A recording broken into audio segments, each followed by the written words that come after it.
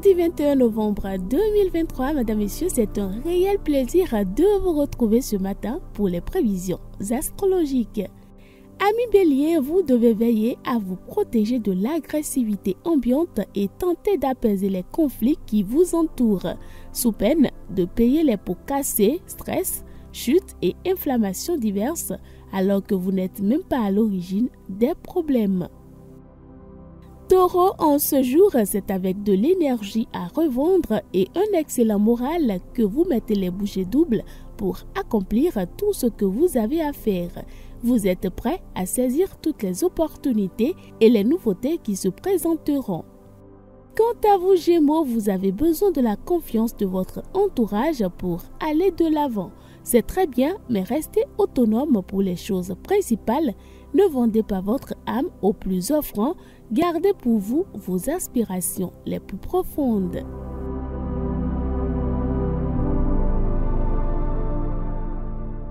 Cancer, à l'écoute, votre morale, votre énergie sont au top et votre besoin d'indépendance tout autant. La journée est idéale pour vous consacrer à des activités qui vous tiennent à cœur et vous accorder une pause rien qu'à vous. Lion, roi de la forêt, ne vous fiez pas aux apparences flatteuses mais factices de certaines personnes. Gardez votre sens critique. Il y a des choses derrière des choses et vous n'avez pas les clés de tous les comportements. Suivez votre intuition. Natif de la Vierge, vous envisagez votre vie avec un certain recul, un peu de philosophie et vous y gagnez un impact sur votre entourage car vous trouvez les mots justes et bienveillants pour rassurer vos proches.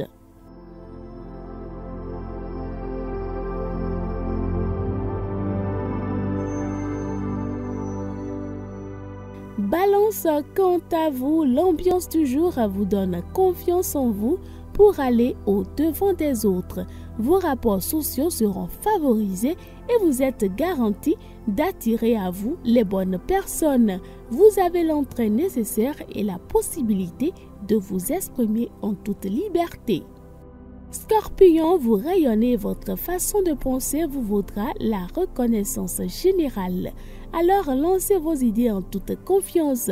Vous avez toutes les cartes en main pour satisfaire vos envies et vous lancer dans de nouveaux projets.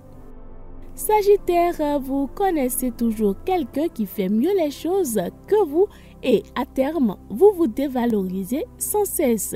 Suivez votre instinct et lancez-vous, ce n'est qu'ainsi que vous pourriez faire vos preuves à vos propres yeux.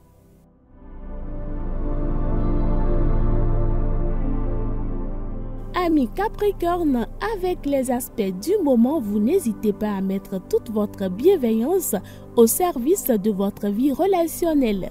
C'est avec une bonne dose d'optimisme et de bonne humeur que vous vous extrayez de la routine et prenez le temps d'accorder plus d'attention à votre entourage.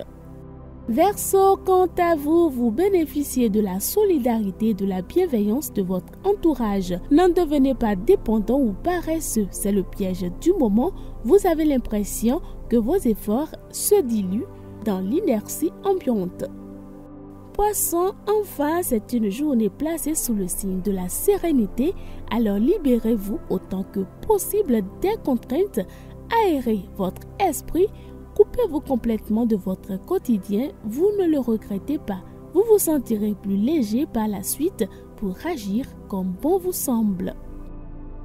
Mesdames, Messieurs, c'est tout pour l'horoscope de ce mardi. Merci de nous avoir suivis.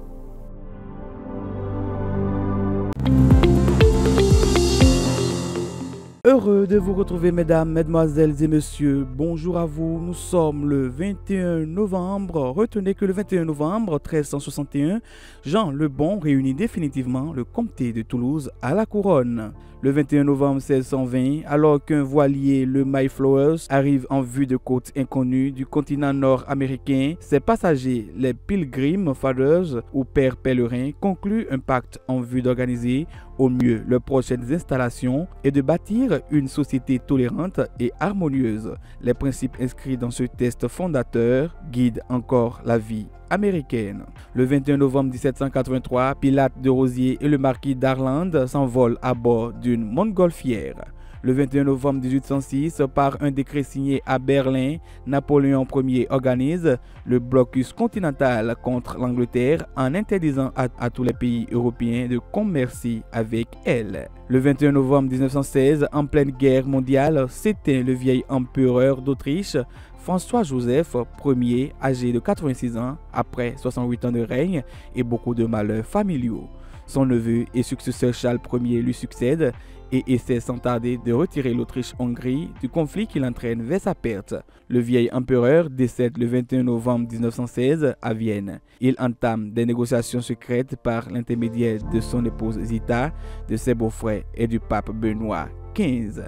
Le 21 novembre 2004, en Ukraine, l'élection truquée du candidat pro-russe Viktor Yanukovych à la présidence de la République jette l'opposition dans les rues. La capitale Kiev est en ébullition. C'est la révolution orange, d'après les couleurs des écharpes arborées par les manifestants pacifiques, mais soutenues en sous-marin par la fondation du milliardaire magyar-américain George Soros. Elle se solde par l'annulation de l'élection et l'accession à la présidence de Viktor Yushchenko le 23 janvier 2005. Il pêchait son triomphe car il est défiguré au cours de la campagne électorale par ce qui semble être une tentative d'empoisonnement à la dioxine.